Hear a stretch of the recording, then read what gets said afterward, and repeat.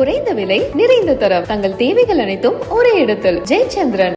விசிக தலைவர் திருமாவளவனை வடக்கே வரச் சொல்லிதான் அழைப்பு விடுத்ததாக பாமக நிறுவனர் ராமதாஸ் தெரிவித்தார். தஞ்சாவூர் மாவட்டம் கும்பகோணத்தில் சோழ மண்டல சமுதாய நல்லிணக்க மாநாடு நடைபெற்றது. இதில் பாமக நிறுவனர் ராமதாஸ் கலந்து கொண்டு பேசினார்.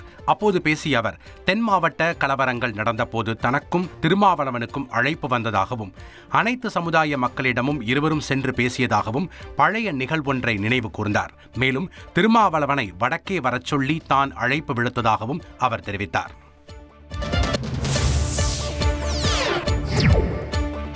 கும்பகோணத்தில் நடைபெற்ற சமய நல்லிணக்க மாநாட்டில் பேசிய பாமக நிறுவனர் ராமதாஸ், தமிழகத்திற்காக மும்மூர்த்திகளிடம் வரங்கள் கேட்பேன் என கூறியது கட்சியினரை கலகலப்பில் ஆழ்த்தியது.